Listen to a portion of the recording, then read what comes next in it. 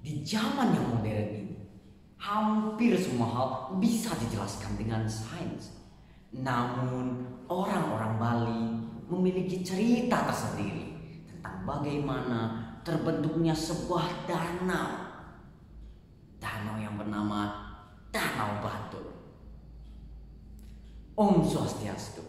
Perkenalkan, nama saya Ketut Friendlinda Diputra dari SMP Negeri 4 Pusumbio. Di sini saya akan mendongengkan kalian sebuah dongeng. Dongeng yang berjudul Legenda Asal Muasal Danau Batur.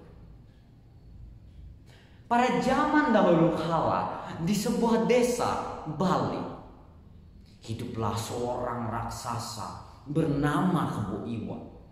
Ia adalah raksasa yang memiliki kekuatan yang sangat besar dan juga nafsu makan yang hebat. Para penduduk desa sering meminta bantuan kepada Kebo Iwa untuk membangun rumah dan membetulkan pura-pura yang rusak. Kebo Iwa tidak pernah meminta sepeser pun. Ia hanya ingin para penduduk desa untuk menyiapkannya banyak makanan. Dan jika para penduduk desa gagal menyiapkan makanan itu, Kebo Iwa akan mengamuk dan menghancurkan desa. Pada suatu hari, desa dilanda kemarau yang sangat panjang. Sawah-sawah menjadi kering, padi-padi menjadi layu. Dan juga stok makanan di gudang sudah mulai menipis. Para penduduk desa mulai khawatir akan keadaan ini. Mereka khawatir dengan kesepakatan yang mereka buat dengan Kebo Iwa. Dan akhirnya kekhawatiran mereka pun terwujud. Kebo Iwa datang ke desa dengan perutnya yang meraung-raung kelaparan sambil berteriak, di mana makananku? Aku sudah sangat lapar." Melihat para penduduk desa tidak sanggup menyiapkannya makanan, Kebo Iwa mulai marah. Ia pun menghancurkan desa. Tidak hanya menghancurkan bangunan, ia juga memakan seluruh ternak warga. Semua penduduk desa lari berhamburan menyelamatkan diri. Namun saat mereka melihat desa mereka hancur porak-poranda, mereka pun menuntut balas dendam kepada Kebo Iwa. Saat telah selesai menghancurkan desa, Kebo Iwa pun lelah. Para penduduk desa menggunakan kesempatan ini. Mereka pun mendekati Kebo Iwa dan memberikannya makanan yang berhasil mereka kumpulkan. Kebo Iwa langsung melahap semua makanan itu dengan cepat.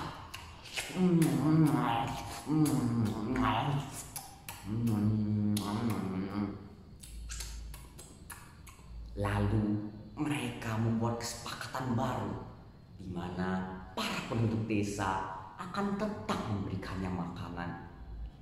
Namun Kebo Iwa harus membantu seluruh penduduk desa untuk membangun kembali desa mereka serta membangun sebuah sumur di mana sumur itu akan dipergunakan untuk mengalirkan air-air ke sawah warga.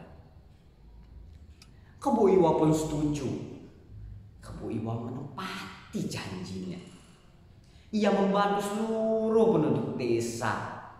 Dalam hitungan hari, bangunan-bangunan desa pun jadi. Dan saat Kebo Iwa tengah bekerja, para penduduk desa yang diam mengumpulkan banyak sekali batu kapur.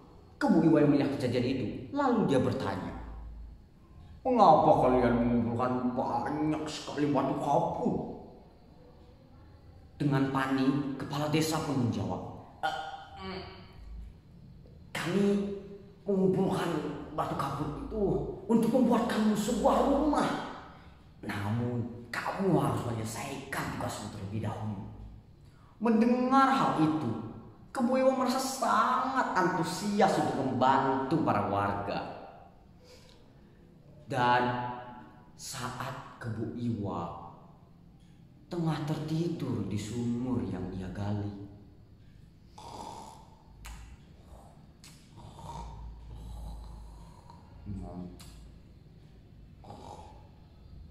mendengar dengkurannya, para penduduk desa mengetahui bahwa inilah saatnya mereka untuk balas dendam. Mereka pun langsung mulai menuangkan seluruh air ke dalam sumur dan melemparkan batu-batu kapur ke dalamnya.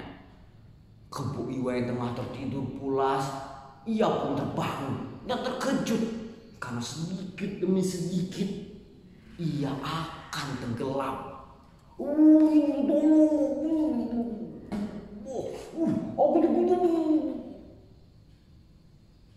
Meski dengan kekuatannya yang besar, Kebo Iwa akhirnya tewas tenggelam.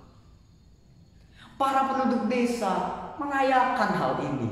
Akhirnya mereka bebas dari penindasan Kebo Iwa. Kini sumur yang digali Kebo Iwa sekarang dikenal sebagai Danau Batur. Dan tumpukan tanah hasil galian itu kini dikenal sebagai Gunung Batur.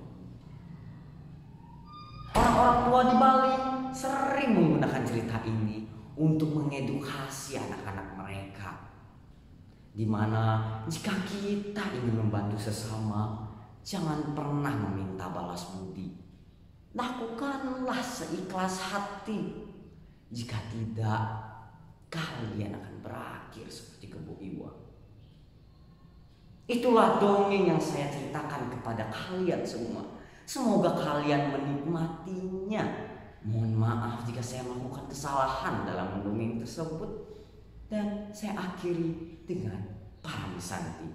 Om Santi, Santi, Santi Om. Terima kasih.